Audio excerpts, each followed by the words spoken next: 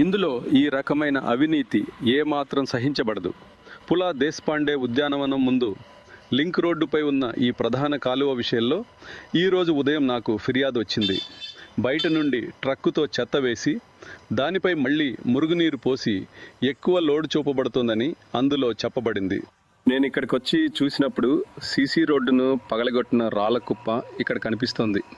Piling కోసం అదనంగా వేసిన రాళ్ళు ఇక్కడ పెద్ద మొత్తంలో ఉన్నాయి. అయితే కాలువలో మరెక్కడా రాళ్ళు కనిపించడం లేదు. ఇక్కడి ఆకృతి మరియు ఎదురుగా ఉన్న ఆకృతి కూడా వేరుగా ఉంది. మరియు ఒక ప్లాస్టిక్ బాటిల్ కూడా లేదు, ఒక ప్లాస్టిక్ సంచి కూడా లేదు. చాలా ఆశ్చర్యంగా ఉంది. నేను కాలువ మొత్తం నడుచుకుంటూ చూస్తున్నప్పుడు ప్లాస్టిక్ సంచులు ఉన్నాయి, ప్లాస్టిక్ సీసాలు ఉన్నాయి, మద్యం సీసాలు ఉన్నాయి. కానీ ఈ చెత్తను నేను తీసి చూపించినప్పుడు అందులో ఎక్కడా ప్లాస్టిక్ లేదు. ఆ తర్వాత దీని అర్థం ఏంటంటే ఏదో ఒక రోడ్డు తవ్వి దాని శిథిలాలను ఇక్కడ పడేశారు బరువు పెంచడానికి. ఎందుకంటే బరువును బట్టి వీళ్ళకి డబ్బులు వస్తాయి. మరి బరువును ఎలా పెంచాలి అంటే దానికి ఒక పద్ధతి ఉంది. రాత్రిపూట ప్రజలు నిద్రపోతున్నప్పుడు ఇక్కడ మీరు డంపింగ్ చేయండి. మరుసటి రోజు ఉదయం ఇది ఆరిపోయింది అని చూపించండి. ప్రజలు రోజువారీగా పర్యవేక్షించరు. ఆ తర్వాత ప్రజల డబ్బు దుర్వినియోగం అవుతుంది.